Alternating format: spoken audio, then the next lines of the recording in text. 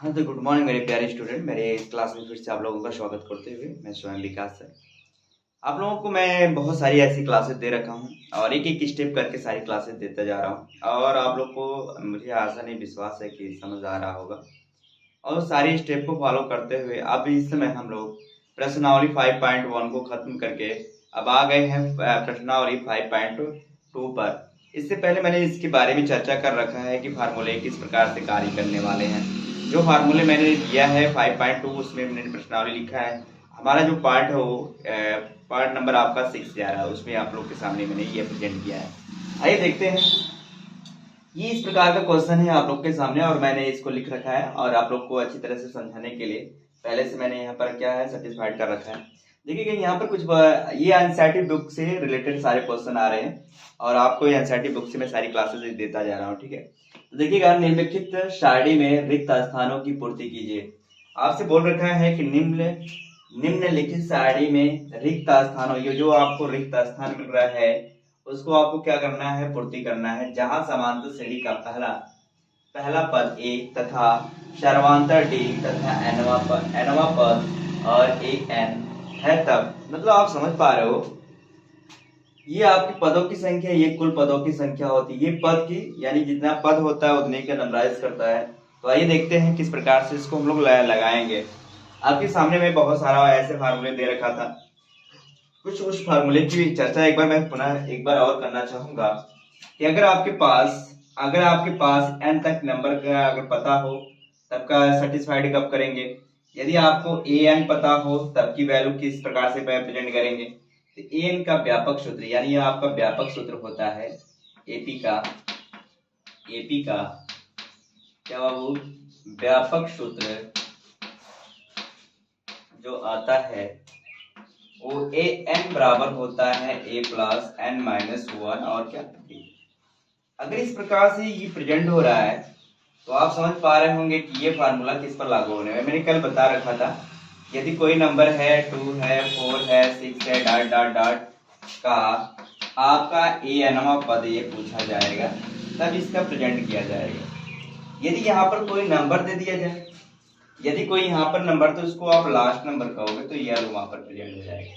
तो यहाँ पर सूत्र तब क्या हो जाएगा, दिमाग में रखिएगा, जो सूत्र हमारे पास होता है लास्ट नंबर का इस प्रकार से एल बराबर ए प्लस एन माइनस वन ये डी, तब ये लागू हो जाएगा जब ये वाला नंबर आपको पता हो। मान लीजिए मैं यहाँ पर रख देता हूँ 20 रख देता हूँ, तो यहाँ पर ये एल बराबर आपको क्या रखना पड़ेगा 20। अगर मैं अंत से ग्राहवा पद पूछ दूं, अंत से, जब अंत से कोई नंबर पूछा जाएगा, अंत से कोई भी पद, कोई भी अगर पद पूछा जाता है अंत से, बताइए अंत से कौन सा पद उतना होगा।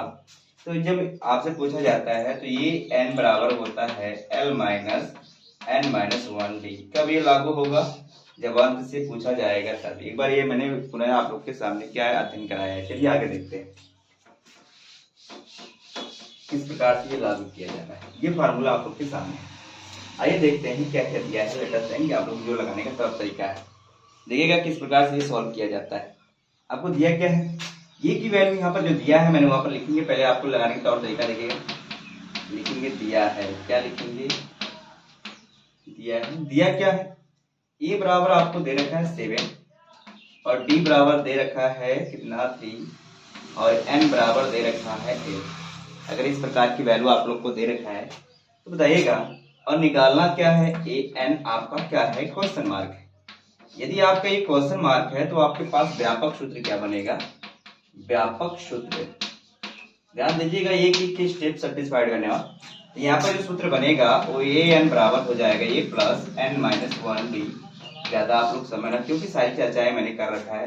तो बताइएगा ए एन एन एन बराबर क्या रखा जा रहा है 8, तो यहाँ पर 8 रख लो। यहाँ पर क्या यानी जो भी वैल्यू आएगी ए एन के बराबर आएगी, किसके बराबर आएगी, ए एन के। तो आइए देखते हैं ए बराबर कितना है 7 है, तो 7 रखो ना बाबू। और एन की वैल्यू आपके पास 8 है तो 8 रखना पड़ेगा 8 माइनस वन। यहाँ पर डी की वैल्यू क्या है 3, तो रख लीजिए। यहाँ हो जाएगा 8 तो ये हो जाएगा 7 प्लस, और यहाँ पर हो जाएगा 7 मल्टीप्लाई 3। तो बताइएगा यहाँ हो जाएगा 7, यहाँ हो जाएगा 17 का 21, तो ए 8 बराबर यहाँ हो जाएगा कितना 28। आपको क्या लगा, इसकी वैल्यू जो आई है यहाँ पर क्या रखा जाएगा, 28। ये आपका आंसर पहला गया। अब इस प्रकार से हम लोग बात करेंगे क्वेश्चन नंबर दूसरे पे। क्वेश्चन नंबर दूसरा क्या कहना चाह रहा है, इस प्रकार से आप लोग सॉल्व करोगे, ठीक है, एक एक स्टेप करके ऐसे सॉल्व करते जाओगे, आपको जानकारी होता जाएगा। मैथमेटिक्स हमेशा जो है आप लोगों को प्रिपरेशन करता रहना चाहिए, एक बार नहीं 10 बार लगाते रहिए, ताकि आपको ऐसा लगाते लगाते क्या होता है, सारा क्वेश्चन क्या हो जाता है, दिमाग में चलने लगता है, आप मुझे कुछ दिन में लगाने लगेंगे, लेकिन आपको प्रिपेयर करना पड़ेगा आने से। आगे बढ़ते हैं। इस प्रकार से लगाने का तौर तरीका है, इस स्टेप से आप लोग लगाते जाइए। मैं आशा नहीं विश्वास दिलाता हूँ कि आप लोग को सारा क्वेश्चन अपडेट कराता रहूंगा इसी प्रकार से। आपके पास क्वेश्चन नंबर दूसरा जा रहा है, दिया क्या है, जो दिया रहेगा वो तो आपको लिखना पड़ेगा।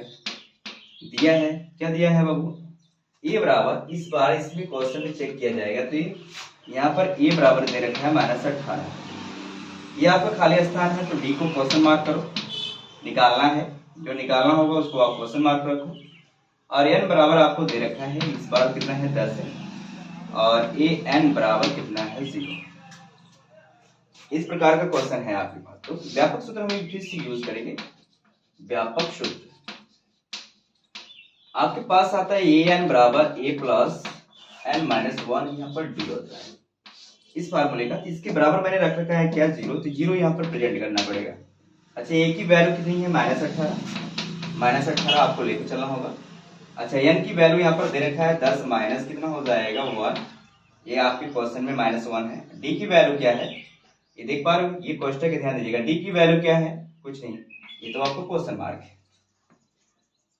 ये 0, ये आपको हो जाएगा -18। अच्छा, इसमें से घटेगा तो बचेगा कितना, सॉरी यहाँ क्वेश्चन मार्क का मतलब यहाँ डी रख के चलिए, क्योंकि जो निकालना होगा तो मैंने डी रख के चलना। यहाँ हो जाएगा 9 गुणे कितना हो जाएगा डी। अच्छा, माइनस में जाएगा तो प्लस, ये हो जाएगा 9 डी, यही बचेगा, ये माइनस था इधर गया प्लस जुड़ जाता है। अच्छा, गुणा है तो क्या हो जाएगा भाग, ये 9 कर लेंगे, ये डी, तो 9 गुना कितना हो जाएगा 18, तो डी बराबर कितना आ गया, यहाँ पर कितना हो जाएगा, ये आपका आंसर आया 2। इस प्रकार से सॉल्व करेंगे। अगले क्वेश्चन के लिए बात करेंगे, तीसरे क्वेश्चन की बात करेंगे। इसमें आपको जो है प्रथम पद नहीं दिया, तो प्रथम पद आपको निकालने के लिए कौन सा तरीका यूज करोगे, आइए देखते हैं। बात करेंगे तीसरे क्वेश्चन का। तीसरा क्वेश्चन इसके लिए भी लिखेंगे, तीसरे क्वेश्चन में दिया है। तीसरा क्वेश्चन में आपको क्वेश्चन मार्क है, कौन इस बार प्रथम पद है। इसमें दिया क्या है, डी की वैल्यू -3 और एन की वैल्यू दे रखा है 18 और यहाँ पर ए एन की वैल्यू दे रखा है कितना बाबू, -5। फिर से व्यापक सूत्र यूज करो।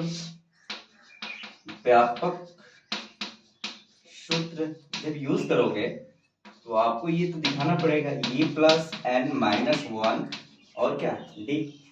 जब ये आपको फार्मूला नजर आने लगेगा, तो क्योंकि यहाँ पर हम दे रखे हैं कि ए एन बराबर कितना है 5, -5 है, तो -5 यूज करो। अच्छा, ए की वैल्यू क्या है, क्वेश्चन मार्क, तो ए को ए से छोड़ दो, क्योंकि जो निकालना होता है उसको छोड़ दिया जाता है। एन की वैल्यू क्या है, यहाँ पर 80 है, मतलब 18। अच्छा, डी की वैल्यू क्या है बाबू, डी की वैल्यू है यहाँ पर -3, ये ध्यान दीजिएगा, ये -3 है 5, ए इसमें से घटा दीजिएगा, आ जाएगा आपका कितना 17 और गुणे -3, ये हो जाएगा इतना, ये प्लस माइनस यहाँ हो जाएगा 17 पे 51। ये देखिए, ये माइनस है, ये प्लस है, तो कभी भी प्लस और माइनस का गुणा अगर आपको नजर आता है तो उसका पहले चिन्ह में मल्टीप्लाई होगा, तो यहाँ पे क्या आ रहा है माइनस, तो इसलिए क्या हो गया माइनस, तो 17 पे 51। आज ये माइनस इधर जाएगा तो क्या हो जाएगा प्लस, तो प्लस होगा तो 51 किसके बराबर आया, ए। तो अच्छा बताइए, माइनस वाला ये प्लस है, तो प्लस वाला चिन्ह रखा जाएगा। प्लस आपको क्या होता है, वो दिखता नहीं है लेकिन छिपा रहेगा, तो क्या करेंगे, घटा देंगे, तो ये खास 11 में से यहाँ पर 6 यानी 46 आएगा, घटा के चेक कर लीजिएगा, तो ये बराबर हो जाएगा कितना बाबू 46। इस प्रकार से आंसर आप देते रहेंगे, तो यहाँ पर कितना रखा जाएगा आपका 46। चलिए नेक्स्ट क्वेश्चन के लिए फोकस करते हैं। नेक्स्ट क्वेश्चन क्या है, चौथा क्वेश्चन आपके सामने जा रहा है, पूरे नंबराइज के साथ आप लोग पढ़ते जाइएगा, एक एक स्टेप सॉल्व इस प्रकार से हम लोग करते रहेंगे, और आशा करता हूं कि आप लोग को एक एक सवाल करके मैं इस प्रकार से दूं कि ताकि आप लोग को समझ आए, और इस तरह से आप लोग कहो कि हाँ कोई तो क्लास चलती है भाई, इस प्रकार। चलिए देखिएगा, अगर हम चौथे की बात करते हैं, चौथे में आपकी क्या दिया रखा है, जो दिया है आपको लिखना पड़ेगा, दिया है ये तो आपको देना पड़ेगा। अच्छा ये बराबर कितना है बाबू, -18.9, और यहाँ पर दिया है डी बराबर 2 कितना 5, और एन की वैल्यू तो आपको निकालना पड़ेगा, क्वेश्चन मार्क है यहाँ पर दे रखा है, ए एन बराबर कितना बाबू 3.6, ये तो दे रखा है, तो फार्मूला यूज कर लो, गिवन ऑफ वैल्यू तो यहाँ पर हो जाएगा लेटर देन, तो दिया है यहाँ लिखेंगे व्यापक सूत्र, क्या बाबू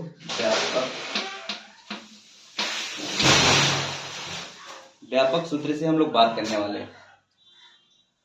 यदि व्यापक सूत्र आपके सामने कुछ इस प्रकार से आता है, ए एन बराबर कितना हो जाएगा, ए प्लस एन माइनस 1 और क्या बाबू डी, ये आपके पास क्वेश्चन जा रहा था। अच्छा ये एन बराबर कितना है 3.6, ए की वैल्यू कितनी है बाबू -18.9, एन मेरे को पता नहीं, ये क्वेश्चन मार्क है, डी ए की वैल्यू कितनी है 2.5, इस प्रकार से सॉल्व। अच्छा माइनस से जाएगा तो प्लस हो जाएगा, तो इसको हम लोग लेके जाएंगे, प्लस हो जाएगा 9.8, जो बचेगा आपको यहाँ पर छोड़ लेना है, एन माइनस 1 ये हो जाएगा पूरे 2.5, इस प्रकार का आपका पास है।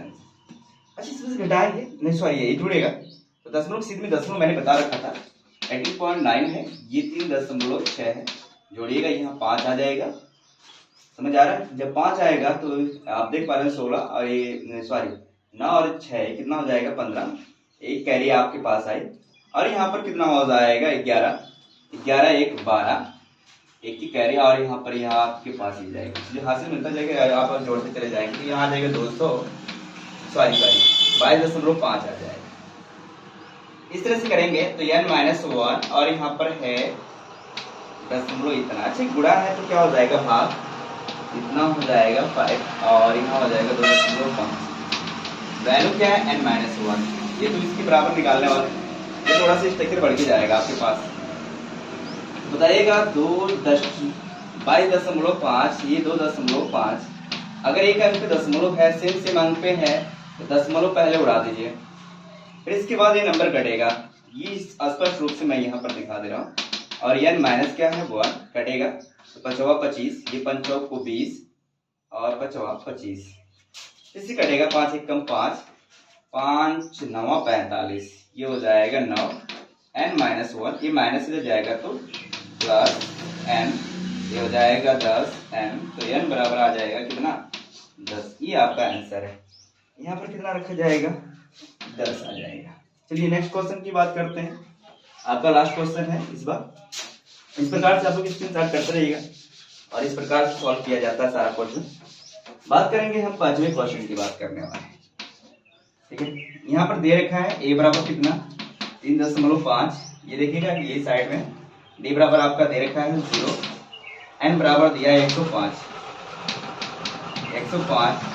और a n बराबर दिया है 0, तो आपका व्यापक सूत्र आ गया, क्या आ गया व्यापक सूत्र का प्रयोग कर लीजिएगा, a n बराबर होता है a प्लस n माइनस 1, ये t, इसकी वैल्यू है 0, ये की वैल्यू क्या है बाबू 3.5, ये आपके पास जा रही है,